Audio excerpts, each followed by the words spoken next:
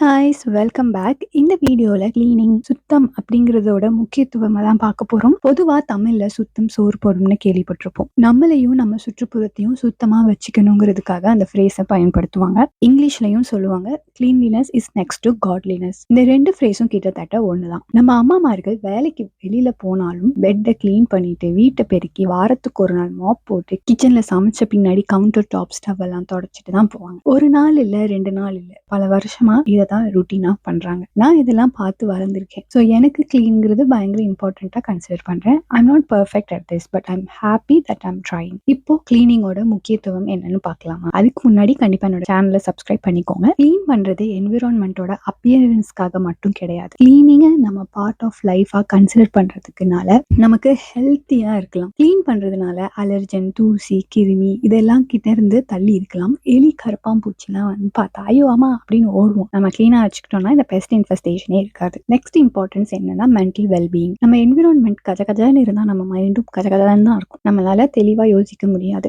For example, வேலைக்கு போற டைம்ல நமக்கு தேவையான பொருள் எங்க இருக்குன்னு தெரியாம தேடும் போது எவ்வளோ டென்ஷன் ஆகும். கிளீனா இருக்கிறதுனால காமன் ஆர்கனைஸ்ட் என்விரான்மெண்ட்டை வந்து உருவாக்க முடியும். தேவையில்லாத ஸ்ட்ரெஸ் இருக்காது, நமக்கு நல்ல ஃபோக்கஸ் இருக்கும், அண்ட் சுத்தி இருக்கிறவங்களும் பீஸ்ஃபுல்லா இருக்கலாம். இமேஜின் ஒரு டேபிள் இருக்கு, அதுல நிறைய திங்ஸ் எல்லாம் கிடக்குது. உங்களுக்கு அந்த இடத்துல உட்காந்து வேலை செய்யணும் அப்படிங்கிற அந்த டைம்ல அந்த மெஸ்ஸை பார்த்தா உங்களுக்கு எவ்வளோ ஓவர்வெல்மிங்கா இருக்கும். அப்புறம் உங்க டைமை நீங்க கிளீன் பண்றதுல ஸ்பெண்ட் பண்ணிட்டு நீங்க என்ன பண்ணணும்னு நினைச்சீங்களோ அதை பண்ண முடியாம போயிடும். ரெகுலர் கிளீனிங் வந்து helps in management of time. ரெகுலரா சுத்தம் பண்றதுனால டீப் கிளீனிங்க்கு நிறைய டைம் ஒதுக்க தேவையில்லை. ஒரு ஹெல்த்தி ருட்டீன் ஒன்று உருவாகும். நம்ம லைஃபை ஈஸி பண்றதுக்காக சிம்பிள் டெய்லி கிளீனிங் ஹேபிட்ஸ் வந்து மெயின்டைன் பண்ணணும். ஃபார் எக்ஸாம்பிள், எந்திரிச்ச உடனே உங்களோட பெட்டை மேக் பண்ணுங்க. சில சர்ஃபேசஸ் எல்லாம் நீங்க யூஸ் பண்றீங்க, ஃபார் எக்ஸாம்பிள் டேபிள் யூஸ் பண்றீங்க, சமைக்கிறீங்க, இந்த மாதிரிலாம் இருக்கும்போது உடனே அந்த சர்ஃபேசஸ் எல்லாம் வந்து வைப் டவுன் பண்ணுங்க. சமைச்ச உடனே உங்களோட குண்டா, அண்டா எல்லாத்தையும் வாஷ் பண்ணி வச்சிருங்க. அண்ட் பெட்டுக்கு போறதுக்கு முன்னாடி ஒரு 10 மினிட் கொஞ்சம் கிளீன் பண்ணுங்க. அப்புறம் சமைச்சிட்டே இருக்கும் போது உடனே